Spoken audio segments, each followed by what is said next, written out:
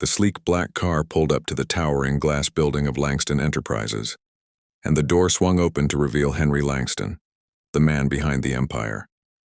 Sharp in his custom-tailored navy suit, he adjusted his cufflinks and gave a nod to his driver before heading inside. The lobby was buzzing as always, filled with employees rushing around, their voices bouncing off the marble floors. Henry was known for being punctual, disciplined, and cold, an efficient man who didn't waste time on small talk or distractions. He strode through the entrance, barely acknowledging the greetings from staff, heading straight for the elevator. As he reached out to press the button, he noticed something that stopped him mid-step. Standing near the receptionist's desk was a little girl, no older than 5 or 6, with a sketchbook in her hands and a pink backpack slung over one shoulder. She wasn't crying or scared, just quietly drawing while the receptionist tried to figure out where she came from. Henry wouldn't have given her a second glance, but something caught his eye, a small birthmark on the side of her neck, shaped like a crescent moon. His breath hitched. It was identical to his own birthmark in the same exact spot. For a moment he just stared, his mind spinning. Then the elevator dinged, and he snapped out of it, forcing himself inside. But he couldn't shake what he'd seen. Upstairs, the boardroom was filled with executives waiting on him to start the quarterly review meeting. Charts, graphs, projections, all things he normally devoured with precision. But today, Henry couldn't focus.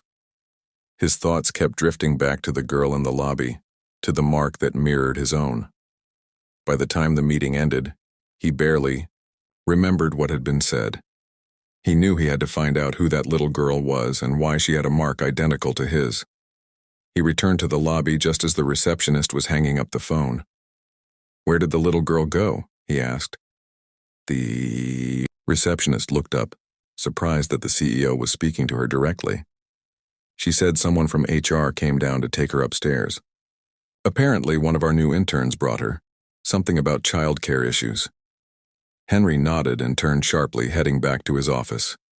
He called his assistant in. "Get me a list of all interns who started this week," he ordered, "and find out which one brought a child today." His assistant scurried off and within minutes returned with a name. Marissa Carter, 24, single mom, marketing intern. Henry asked for her file and scanned it.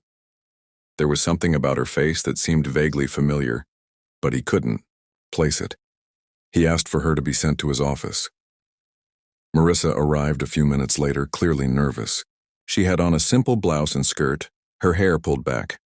Her eyes widened slightly when she saw the CEO himself had summoned her. "I was told you brought your daughter to the office today," Henry said without preamble. "Yes, sir," Marissa replied. "I didn't have anyone to watch her. She promised to be quiet and just draw in the corner while I worked. I didn't think it would be a problem just for one morning." "What's her name?" he asked. "Ava," she said softly. "How old?" "She just turned 6. Henry leaned back in his chair, watching her closely. "Does she have a birthmark on her neck?" Marissa's eyes widened a little more. "Yes," she said slowly. "How do you know that?" Henry didn't answer. His mind was racing. This wasn't coincidence. He dismissed Marissa and told her to bring Ava to his office at lunch. She hesitated but agreed. At noon, she returned with Ava, who was holding her sketchbook and chewing on a piece of gum. She looked up at Henry with big hazel eyes, the same shade as his own. The resemblance hit him harder this time. He crouched down slowly to her level. "Hi, Ava. I'm Henry. Nice to meet you." She gave a shy smile and held out a drawing. It was a picture of a tall building with stick people in front of it. "That's this place," she said proudly.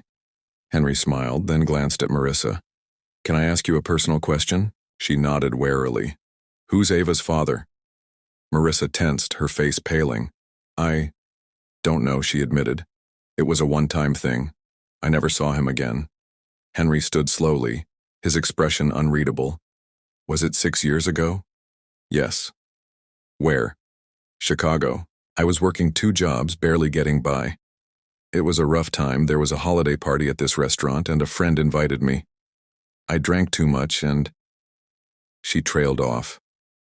Henry rubbed his forehead. He remembered that night. He'd been in Chicago for a deal closing. He'd gone out after too many drinks. The pieces clicked into place. The timelines matched. The city matched. He remembered a girl with kind eyes dancing and laughing despite everything. He looked down at Ava again, his daughter, his own flesh and blood. He asked Marissa to step out for a moment. He needed to think. He paced the floor, then picked up his phone and called his lawyer. "I need a DNA test," he said. Discreet, fast. 2 days later, the results came back. The match was undeniable. Ava was his daughter.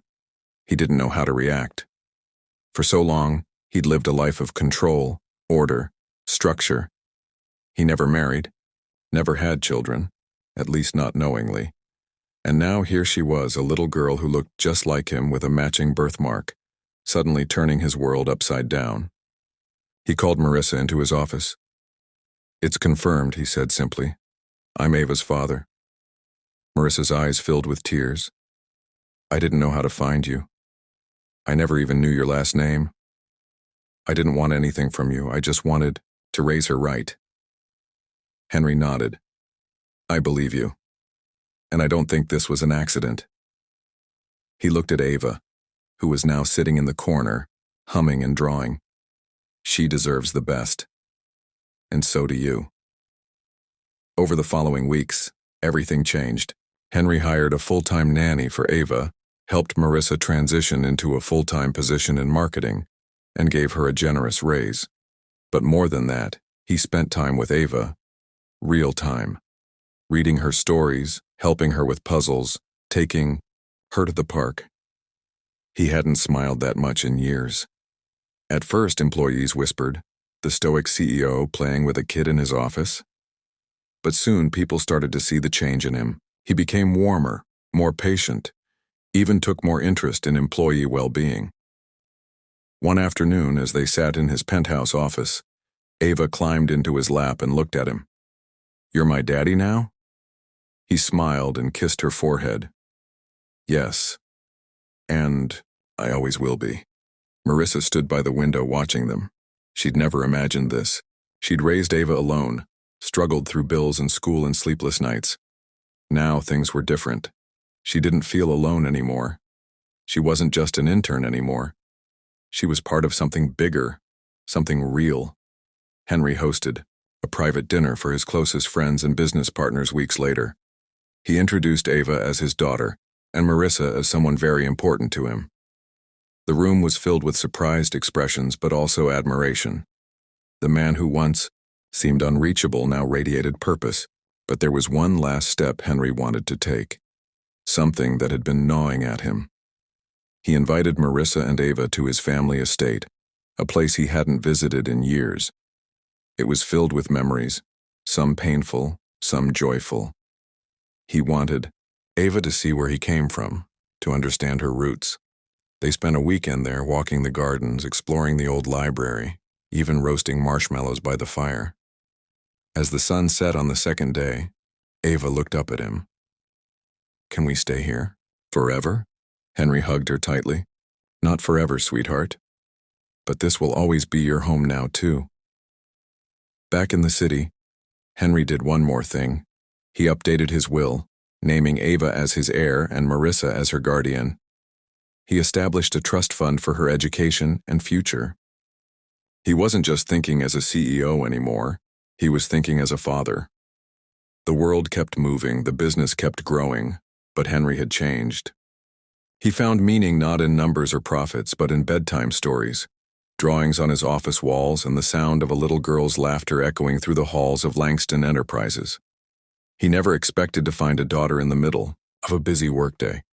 But what he found turned out to be the greatest treasure of his life, and it all started with a birthmark.